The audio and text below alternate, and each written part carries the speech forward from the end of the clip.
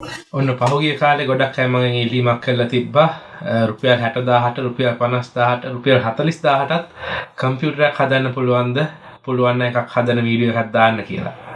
ඔන්න මම අද වීඩියෝ එකක් අරගෙන එනවා අඩුම මුදලකට හොඳම පර්ෆෝමන්ස් එකක් ගන්න පුළුවන් වීඩියෝ එකක් මම අද ඔයාලට අරගෙන එන්නේ. ඉතින් මම මේ බිල්ඩ් එකට පාවිච්චි කරන ගොඩක් parts brand new නෙවෙයි used parts තමයි අරගෙන තියෙන්නේ.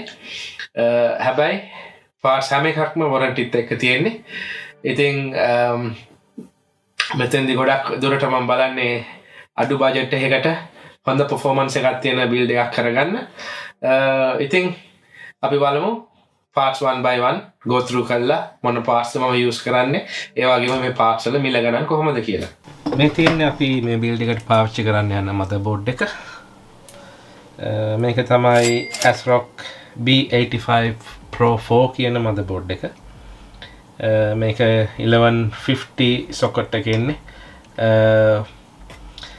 ඒ වගේම B85 chipset එක තමයි මේ motherboard එකේ තියෙන්නේ. අවුරුදු 10කට විතර කිට්ටු වෙන්න පරණ මේ board එක.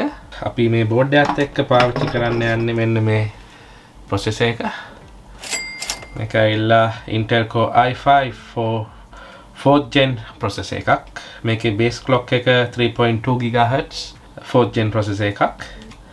ඒ වගේම memory විදියට මම පාවිච්චි කරන්නේ DDR3 RAMs. මේවා HyperX 8GB RAM දෙකක් RAM kit එකක් DDR3 මේ RAMs hard disk එකක් වෙනුවට මම use කරනවා SSD එකක් මෙතෙන්දී 240GB SSD එකක් hard disk එකේ speed එකට වැඩි SSD එකේ speed එක ගොඩක් වැඩි ඒ වගේම system එක power up කරන්න Corsair VS450 කියන power supply එක මම use කරනවා මේ power supply එක 450 watt හොඳටම ප්‍රමාණවත් මේ build එකට මොකද අපි heavy graphic card එකක් use කරන්නේ නැහැ මෙතෙන්දී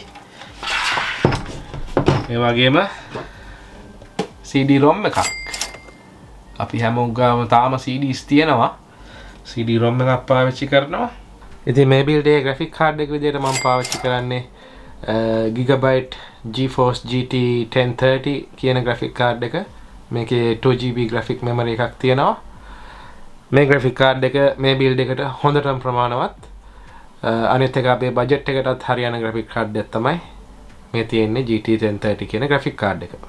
දැන් ඔයාලා දකින්න ඇති මොන parts මම මේ build එකට පාවිච්චි කරන්න යන්නේ කියලා. අපි තවත් පරක්කු කරන්න නැතුව මේ build එක කරන්න දැන් පටන් ගමු. රැඳෙලින්න වීඩියෝ එකේ අවසානයේ වෙනකන්. වීඩියෝ එකේ අවසානයේදී මම bench test එකක් කරනවා.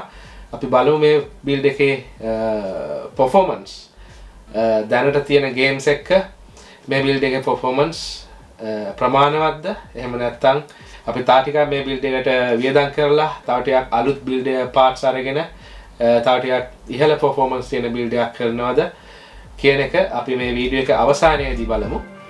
ඉතින් අපි එහෙමනම් යමු දැන් build එකට.